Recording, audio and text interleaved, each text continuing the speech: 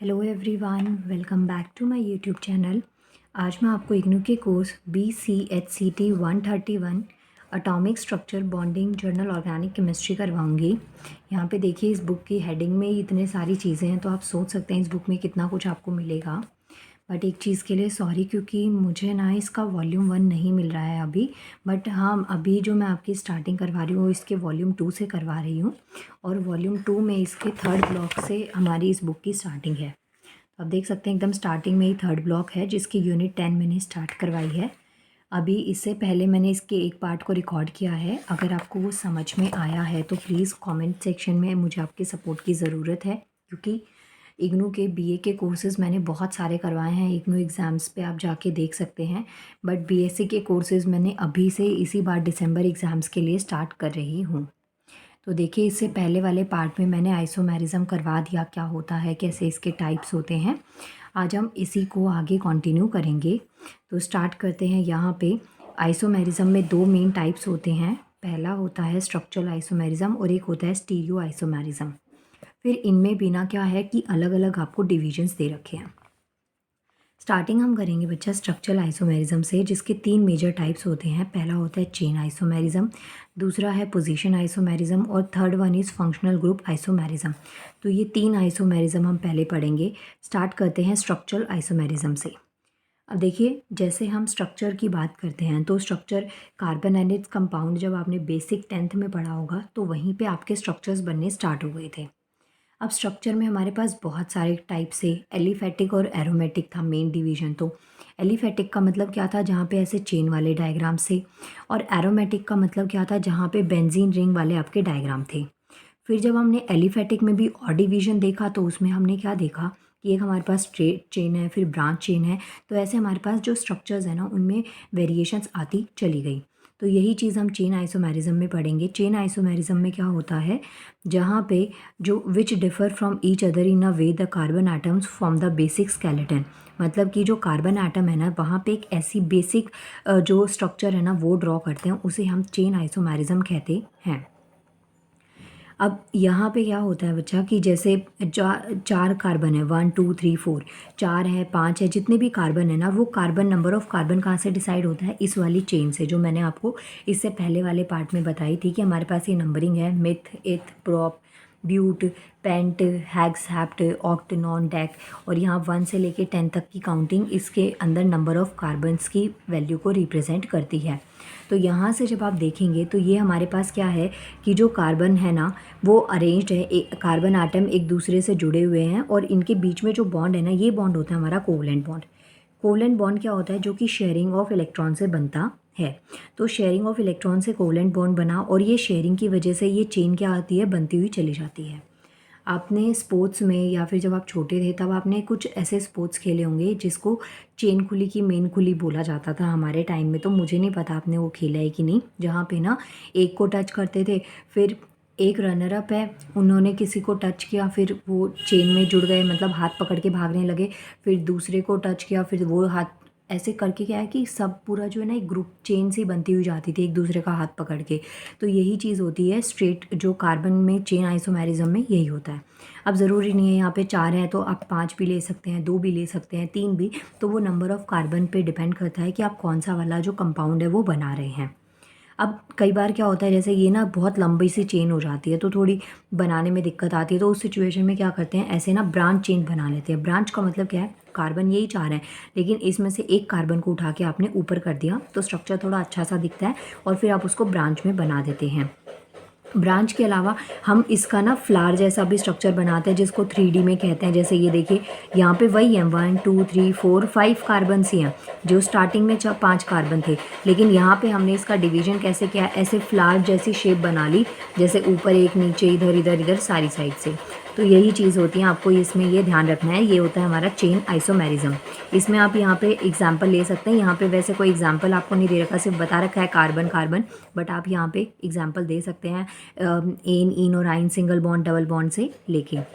अब जब जैसे हमारे पास यहाँ 4 कार्बन है, काउंटेबल है, लेकिन जब नंबर ऑफ़ कार्बन्स आपके ऑटोमेटिकली बढ़ते हुए चले जाएंगे तो उसमें एक टर्म आपको यूज़ करने को मिलेगी जिसे कि हम एन कहते हैं। एन का मतलब हो गया बहुत सारे कार्बन वहाँ पे जुड़ते हुए चले गए, तो उसे एन ब्यूटेन कह दिया, आइसोब्यूटेन कह दिया। तो ये चीज़ें आपको ध्यान रखनी है।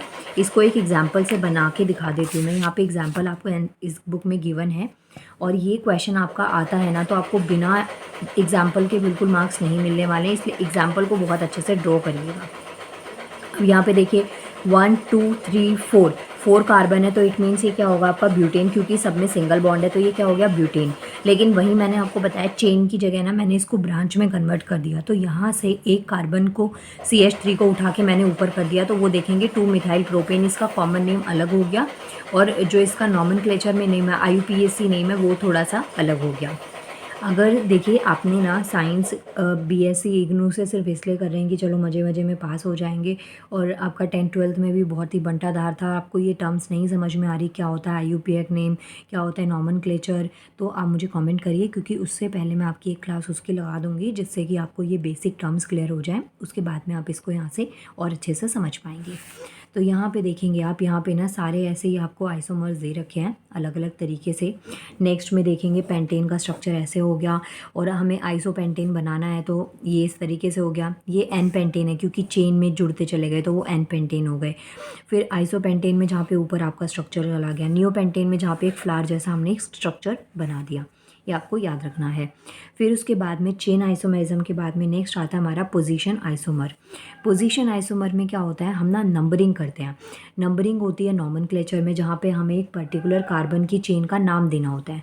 तो आप यहाँ पे देखेंगे ये दोनों में 1 2 3 4 3 कार्बन है, और इसमें भी आपका 3 कार्बन है, लेकिन OH हमें यहाँ पे लगा रखा है। OH एक फंक्शनल ग्रुप है जो कि अल्कोहल है, ये आपको याद होना चाहिए। हमारे पास टोटल 5 फंक्शनल ग्रुप है, उनमें से OH जो है वो एक फंक्शनल ग्रुप है जो कि क्या है अल्कोहल।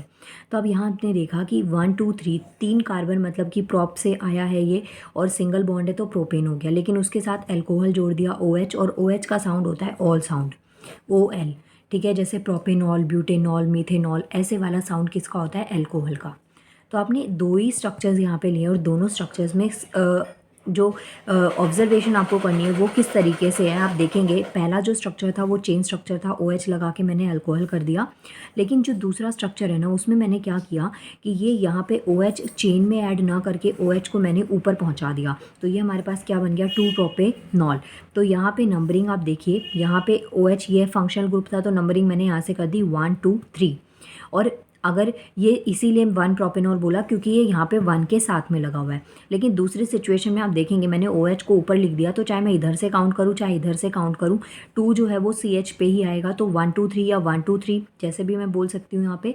तो यहाँ पे इसका नाम मैंने क्या लिख दिया 2 प्रोपेनॉल, क्योंकि जो OH है ना वो कहाँ कौन से नंबर पर ऐड है 2 नंबर पर, जो सेकेंड कार्बन है उसके साथ में हमने OH को क्या किया है यहाँ पे ऐड किया है।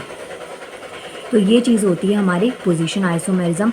पोजीशन आइसोमेरिज्म जो है वो चेन आइसोमर से डिफरेंट होते हैं, किस सेंस में कि यहाँ पे जो कार्बन का स्केलेटन होता है वो डिफरेंट पोजीशन पे होता है, सब्सिट्यूएंट ग्रुप्स में होता है। जैसे चेन आइसोमेरिज्म में एक चेन हाइड्रोकार्बन हो गया जो कि चेन थी सीधी सीधी, लेकिन पोजीशन में हमने उसको थोड़ा सा स्ट्रक्चर को अलग तरीके से लिख दिया, बस वही है, ज़्यादा कुछ अलग यहाँ पे नहीं है। नेक्स्ट आता है हमारा functional group isomerism. Functional group में जो मैंने अभी आपको यहाँ पे बताया, जैसे अल्कोहल है ऐसे इसका सिंबल OH हो गया, तो ये अल्कोहल है, ये एक फंक्शनल ग्रुप है। इसके अलावा आपने बेंजीन में भी पढ़ा होगा, जैसे ये बेंजीन में बहुत ही गंदा बनाती हूँ हर बार, पता नहीं क्यों, लेकिन हाँ नहीं वेट, ऐसा नहीं है मुझे बेंजीन नहीं बनाना आता, बहुत बनाया बेंजीन, लेकिन पता नहीं क्यों मेरा ना हमेशा स्पीड में बहुत ही गंदा बनता है। ये क्लोरीन हो गया, इसकी जगह अगर मैं हटा के यहाँ पे BR लिख दूँ, तो जैसे मैंने इसका साउंड बोला क्लोरोबेंजीन, ब्रोमोबेंजीन, तो ये भी आपका एक फंक्शनल ग्रुप है। इसके अलावा एक आता है आपका CHO जो है वो एल्डिहाइड ग्रुप होता है, ठीक है, फंक्शनल ग्रुप। O आता है कीटोन में आता है, COOH आता है कार्बोक्सिलिक ग्रुप होता है। तो ऐसे हमारे पास ना 5 फंक्शनल ग्रुप होते हैं। अभी ऊपर मैंने एक दिखा दिया आपको OH जहाँ पे ऐड था, नीचे वाले में आपने क्या देखा, यहाँ पे डबल बॉन्ड O के साथ में ये ऐड है, तो ये कौन सा हो गया प्रोपन 1 जो 1 जो है ना ये कीटोन ग्रुप का है। कीटोन का मतलब कीटोन भी एक फंक्शनल ग्रुप है, तो डबल बॉन्ड O जहाँ पे आएगा आपको ध्यान रखना है ये कीटोन फंक्शनल ग्रुप है, और इसका साउंड क्या होगा 1 2 3 कार्बन प्रॉप हो गए प्रोपन, और उसके साथ में आपने ऐड कर दिया 1। नेक्स्ट में आप देखेंगे CHO, थोड़ा पीछे रिवाइंड करिए। CHO मैंने बताया था ये क्या है, एल्डिहाइड। एल्डिहाइड का साउंड क्या होता है, एल साउंड। जैसे अल्कोहल का साउंड ऑल होता है, एल्डिहाइड का साउंड क्या होता है बच्चा, एल होता है। तो आपने क्या लिखा, 1 2 3 3 कार्बन तो हैं, लेकिन यहाँ पे CHO लास्ट में ऐड है, तो ये क्या हो गया आपका, प्रोपेनैल। तो इनको हम फंक्शनल ग्रुप आइसोमेरिज्म कहते हैं, जहाँ पे कार्बन का जो चेन है ना, मेथित प्रॉप जो 10 तक की मैंने बोली आपको, उसके साथ में ये कुछ अलग से ऐड कर देंगे, और वो जो अलग से ऐड होगा वो हमारे फंक्शनल ग्रुप होते हैं, प्रक्रियात्मक समूह इसमें ऐड हो जाते हैं। तो अब इसमें पहले वाले में कीटो ग्रुप को ऐड किया गया था, दूसरे वाले में एल्डिहाइड ग्रुप को रिस्पेक्टिवली ऐड किया गया है। ये रेस्पेक्टिवली का मतलब ये है कि पहले में कीटो ग्रुप है, दूसरे में आपका एल्डिहाइड ग्रुप है, जो डिफरेंट क्लासेस ऑफ कंपाउंड से बिलोंग करते हैं। नेक्स्ट आता है हमारे पास में स्टीरियो आइसोमेरिज्म। स्टीरियो आइसोमेरिज्म में देखिए, यहाँ पे जो सेम लुईस स्ट्रक्चर होता है, सेम लुईस स्ट्रक्चर का मतलब क्या होता है, लोन पेयर। जैसे आप ना जब डायग्राम बनाते हैं, कार्बन के स्ट्रक्चर्स ड्रॉ करते हैं, तो वहाँ पे एक्स्ट्रा जो वैलेंस इलेक्ट्रॉन्स होते हैं उसको आप ऐसे डॉट से नोट करते हैं। और 11th-12th में आपने ऐसा एक क्लाउड सा देखा होगा, स्माइली सा, वो ये मुझे बहुत प्यारा लगता है, ऐसा आपने देखा होगा, तो इससे आप इसको ड्रॉ करते हैं। तो यही चीज़ होती है हमारी स्टीरियो आइसोमेरिज्म में, जहाँ पे जो कंपाउंड्स हैं उनके सेम तरीके के जो लोन पेयर है या वैलेंस इलेक्ट्रॉन्स है वो सेम शो करते हैं। यहाँ पे देखिए मैंने इसकी डेफिनेशन आपके लिए दे दी है, थोड़ा ब्लर हो रहा है, वेट अ मिनट। हाँ, तो ये आप यहाँ से इसकी डेफिनेशन को नोट कर सकते हैं। स्टीरियो आइसोमेरिज्म में भी हमारे पास दो मेन टाइप्स होते हैं, एक होता है कॉन्फ़िगरेशनल आइसोमेरिज्म और एक होता है कॉन्फॉर्मेशनल आइसोमेरिज्म। इसे हम डिटेल वीडियो में नेक्स्ट पार्ट में एक्सप्लेन करूंगी मैं आपको, क्योंकि यहाँ पे ना इसको सिर्फ शॉर्ट में दे रखा है। जैसे कॉन्फ़िगरेशन में भी दो टाइप है, एक जियोमेट्रिकल हो गया, एक ऑप्टिकल हो गया, जो कि मैंने वीडियो के स्टार्टिंग में आपको बताया था कि ये क्या होता है, एक बार दिखा देती हूँ। जैसे जियोमेट्रिकल होता है ना, उसमें सिस और ट्रांस होते हैं, सिस और ट्रांस। वेट अ मिनट, ये देखिए जियोमेट्रिकल आइसोमेरिज्म में क्या होता है, सिस होता है, ट्रांस होता है। जब ऑपोजिट में होता है ना, सेम जो कंपाउंड्स हैं वो ऑपोजिट में होते हैं, तो वो हमारे ट्रांस आइसोमर होते हैं, और जो सिमिलर साइड पे होते हैं तो ये हमारे सिस आइसोमर होते हैं। ये हम ज्योमेट्रिकल में पढ़ते हैं। नेक्स्ट ऑप्टिकल आइसोमर में जो होते हैं वो एक्चुअल में हम लोग मिरर इमेज पढ़ते हैं। जैसे ये एक स्ट्रक्चर है, यहाँ पे ये एक स्ट्रक्चर आप देखेंगे, इसकी बिल्कुल ऑपोजिट मिरर इमेज है। यहाँ पे सिंगल है तो ये एज इट इज़ है, लेकिन ये यहाँ पे घूम गए, जो H इधर था वो H यहाँ पे आ गया, OH सेंटर में ही रहेगा, लेकिन CH3 यहाँ पे आपका चेंज हो गया। तो जो ऑप्टिकल आइसोमेरिज्म्स होते हैं ना, उसमें क्या होता है, जो सब्सटेंस होते हैं उनका मॉलिक्यूलर और स्ट्रक्चर फॉर्मूला सेम होता है, लेकिन जो ये ना एक दूसरे को सुपर इम्पोज नहीं करते, मतलब ये मिरर इमेज होते हैं, तो इनकी कॉन्फ़िगरेशन में थोड़ा सा चेंज आपको देखने को मिल जाता है। ये चीज़ें हम नेक्स्ट पार्ट में कंटिन्यू करेंगे, जिसमें आपको जियोमेट्रिकल और ऑप्टिकल आइसोमेरिज्म्स में करवाऊंगी। और इसके साथ में देखिए, ये जितना अभी तक मैंने समझाया, इसके बाद में सेल्फ असेसमेंट क्वेश्चन 1 आपको गिवन है, इसको आप कंप्लीट कर सकते हैं कि आपको ना स्ट्रक्चरल आइसोमेरिमर्स हैं जिनका मॉलिक्यूलर फॉर्मूला है CH3H8O। तो ये आपको इसके पॉसिबल स्ट्रक्चर आइसोमेरिज्म्स लिखने हैं। अगर आपके पास में बुक है अच्छी बात है, नहीं है तो मैं पेज नंबर 29 पे आपको दिखा देती हूँ। Wait a minute.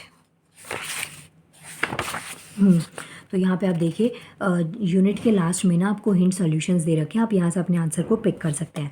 तो ये आपका इसके आइसोमर, स्ट्रक्चरल आइसोमर लिखने थे इस मॉलिक्यूलर फॉर्मूला के, तो ये फर्स्ट हो गया, ये सेकंड हो गया और ये थर्ड हो गया। नाउ मिलते हैं नेक्स्ट वीडियो में नेक्स्ट सेल्फ असेसमेंट के साथ में। ये 1 था, नेक्स्ट 2 हम करेंगे नेक्स्ट पार्ट में। Thank you so much. इसके अलावा अगर आप इग्नू के BA कोर्सेज़ कर रहे हैं तो आप इग्नू एग्ज़ाम्स के नाम से मेरा दूसरा चैनल है, जिसका लिंक इस वीडियो के डिस्क्रिप्शन में मैं दे दूँगी। आप वहाँ पे अपने BA के सब्जेक्ट्स को कंटिन्यू कर सकते हैं, और अगर आप BSc कर रहे हैं तो आप यहाँ से साइंस के सब्जेक्ट्स को कंटिन्यू कर सकते हैं। मिलते हैं बच्चा नेक्स्ट वीडियो में। चैनल को लाइक करिएगा, इंस्टाग्राम पर आप मुझे फॉलो कर सकते हैं। Thank you so much.